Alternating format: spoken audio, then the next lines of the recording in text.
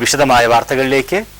Chengannur മുളക്കുഴയിൽ lorry നിയന്ത്രണം വിട്ട് കടകളിൽ ഇടിച്ചു കയറി വൻ നാശനഷ്ടം. ബുധനാഴ്ച രാവിലെ 6:30-ഓടെയാണ് അപകടം നടന്നത്. ബുധനാഴ്ച രാവിലെ 6:30-ഓടെ മൂവാറ്റുപുഴയിൽ നിന്നും അടൂരേക്ക് പോയ ലോറി നിയന്ത്രണം വിട്ട് മുളക്കുഴ പെട്രോൾ പമ്പിന് സമീപം കടകളിൽ ഇടിച്ചു കയറിയാണ് വൻ നാശനഷ്ടമുണ്ടായത്.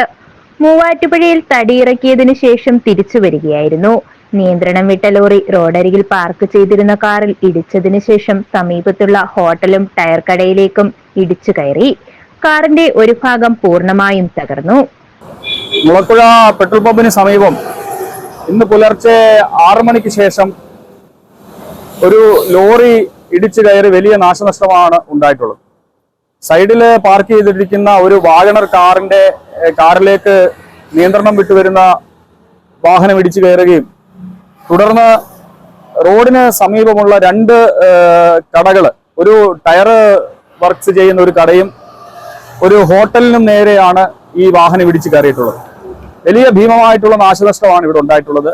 പൂർണ്ണമായിട്ടും ടയർ കടയും അതേപോലെ തന്നെ ഹോട്ടലും പൂർണ്ണമായിട്ടും തകർന്ന സ്ഥിതിയിലാണ്. സാധാരണക്കാരായിട്ടുള്ള ജനങ്ങളാണ്, അവരുടെ ജീവിതമാർഗമാണിത്. ഏകദേശം ഒരു 3 ലക്ഷത്തിൽ കൂടുതൽ നഷ്ടങ്ങൾ ഈ കടയ്ക്ക് മാത്രം സംഭവിച്ചിട്ടുണ്ട്. തൊട്ടടുത്തുള്ള മതിലും ഇടിച്ചു തകർത്താണ്. ഈ കടയിലെ ആളുകളൊന്നും ഇല്ലാത്തതിനാൽ വലിയ ആളപായം ഒന്നും ഉണ്ടായിട്ടില്ല.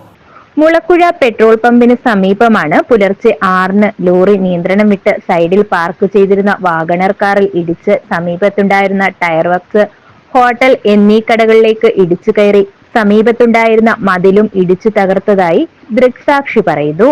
ഏകദേശം 3 ലക്ഷം രൂപയുടെ നഷ്ടം കടകൾക്കുണ്ടായിട്ടുണ്ട്. കടയിൽ ആളുകൾ ഇല്ലാത്തതിനാൽ ആളപായം ഉണ്ടായിട്ടില്ലെന്ന് അനീഷ് മുളക്കുഴ പറഞ്ഞു. കടകൾ പൂർണ്ണമായും തകർന്ന നിലയിലാണ്. കടയോട് ചേർന്ന മതിലും പൂർണ്ണമായും തകർന്നു. ലോറി അമിത വേഗതയിലായിരുന്നുവെന്നും ദൃക്സാക്ഷികൾ പറഞ്ഞു. News bureau, Chengannur.